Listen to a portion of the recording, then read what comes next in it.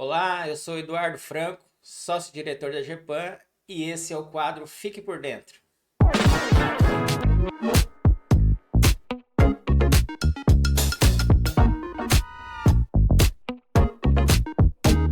Hoje o nosso tema será o assunto referente às parcelas incorporadas no conceito de base de cálculo de direitos e vantagens. Quem acompanha o nosso canal lembrará do episódio gravado anteriormente e, da mesma forma, trazemos esse aqui para conversarmos sobre uma questão do dia a dia também da rotina do agente público, que é levar a interpretação da norma para um conceito de cálculo de valores e vantagens na folha de pagamento. Vamos lá. Embora as leis municipais estabeleçam o valor dos vencimentos no plural ou a remuneração como base de cálculo de vantagens remuneratórias, o correto é a utilização do valor do vencimento no singular e sobre isso explicaremos melhor neste episódio.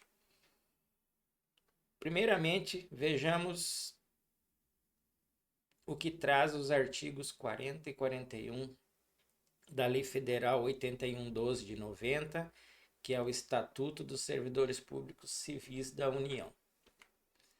O artigo 40 conceitua o vencimento no singular, que é a retribuição pecuniária pelo exercício de cargo público com valor fixado em lei.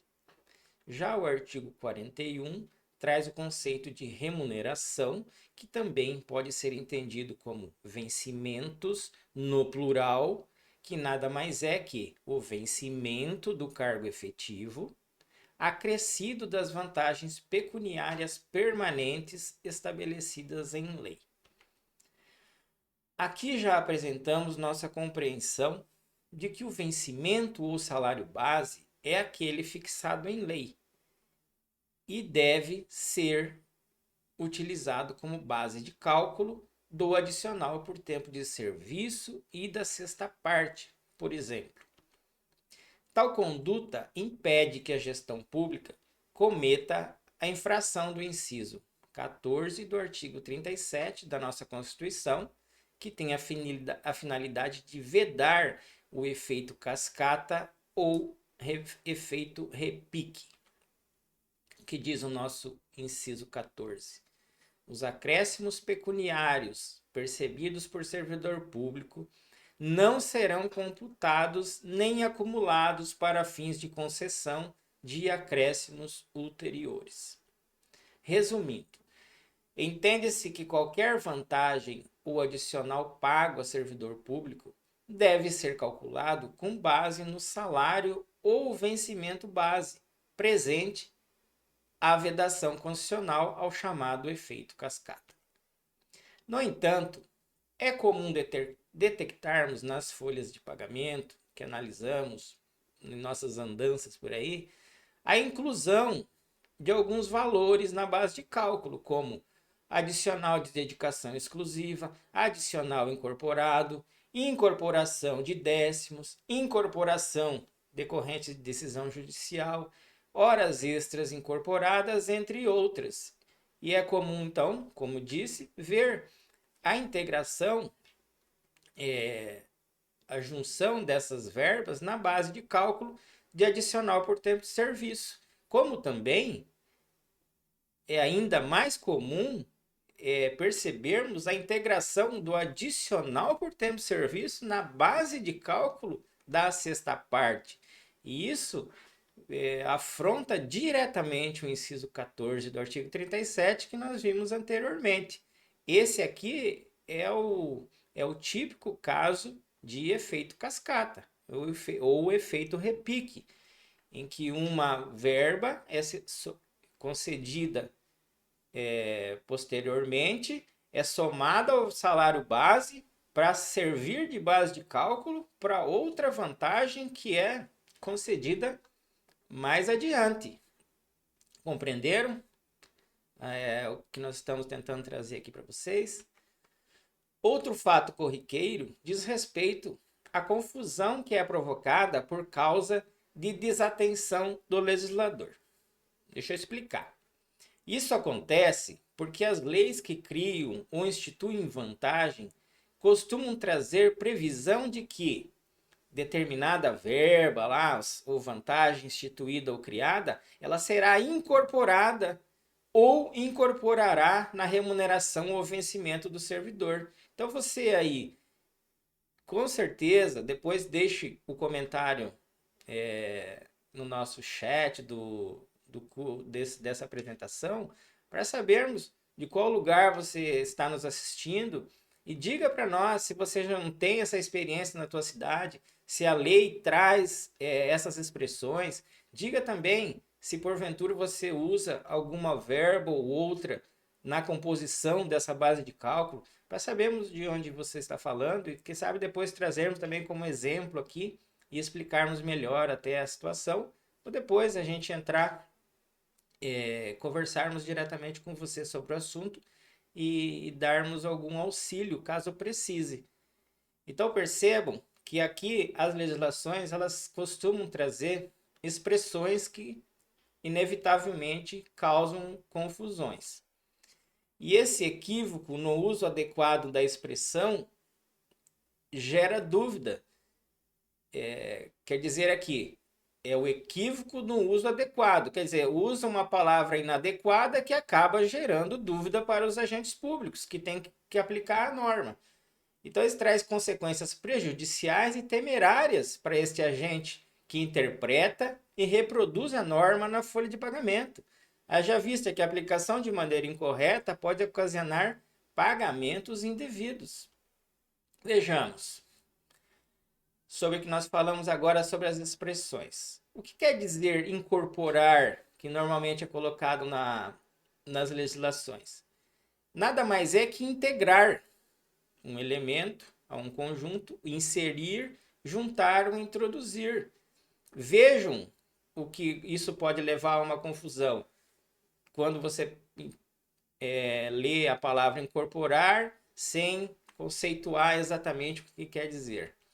Perceba que os significados integrar, inserir e juntar, por exemplo, que são sinônimos de incorporar, exatamente esse conceito da expressão incorporar contida nas legislações, o que gera tanta dúvida nos agentes que atuam no cálculo das vantagens pagas em folha.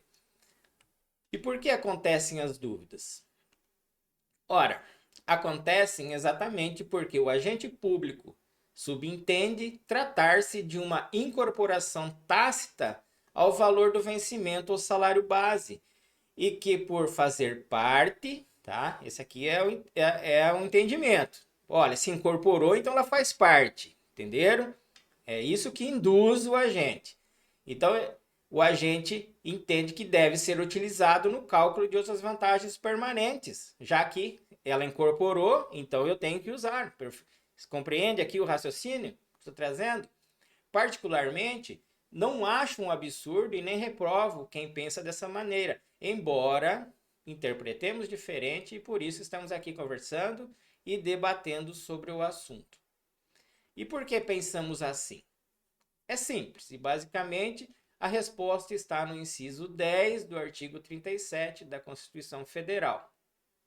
Aqui eu aproveito também para lembrar do episódio anterior, quando naquela ocasião nós tratamos, se quem está acompanhando o nosso canal lembrará, que a composição da remuneração, designação, valores pagos separadamente, que nós comentamos. Então, de certa forma, aquele assunto, para quem não viu ainda, dá uma buscada, dá uma assistida novamente, para você compreender que, de certa forma, aquele contexto lá que nós tratamos também serve aqui, porque evita o efeito cascata, porque muitas vezes as pessoas acabam usando aquela diferença salarial que é paga em função de alguma designação ou nomeação, acaba utilizando também, né, no cálculo de outras vantagens, tá? Então, de certa forma, esse tema de hoje, para essa questão final agora, ele tem um pouquinho de relação também com aquele assunto que nós tratamos no episódio anterior. Então, o que diz o inciso 10 do artigo 37 da Constituição? A remuneração dos servidores públicos e o subsídio, tá aqui o subsídio dos agentes políticos, tá? Então, a remuneração dos servidores somente poderá ser fixado ou alterado por lei específica. Basicamente, é isso que diz a Constituição. Assim, de acordo com o inciso 10, a remuneração dos servidores somente poderá ser fixada ou alterada por lei específica. Concluindo, a remuneração do servidor não pode ser transformada a partir da agregação de direitos ou vantagens a cada criação ou instituição, sejam eles provisórios ou permanentes, de tal forma que, quando a legislação prevê que o direito à vantagem ou a vantagem criada será incorporada ou incorporará, nada mais quer dizer que comporá a remuneração do servidor para outros efeitos. Contudo, não fará com que o valor e o conceito de salário ou vencimento base seja alterado, mesmo que de forma não explícita. Logo, mesmo que as leis que criem determinadas vantagens digam que aquele valor será incorporado ao vencimento ou à remuneração do servidor, isso não quer dizer que ele deverá fazer parte do conceito de vencimento base, por exemplo, para fins de cálculo de outros adicionais, principalmente adicional por tempo de serviço e sexta parte. Compreenderam? Por isso, o que reforçamos? Ao aplicar a norma local, com previsão de utilização do vencimento ou salário base como base de cálculo para outros adicionais e vantagens, os equívocos e pagamentos irregulares serão evitados. Obrigado, espero que tenham gostado.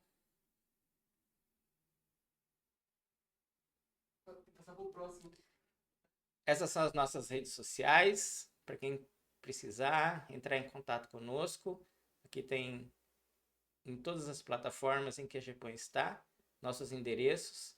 Fique à vontade, envie suas mensagens, envie suas sugestões para próximas apresentações, para próximos conteúdos. Agradeço novamente. Gostou do conteúdo de hoje? Curta e se inscreva no canal para receber semanalmente as notificações do nosso quadro. Nós somos a GEPAN e esse foi o quadro Fique por Dentro. Até a semana que vem.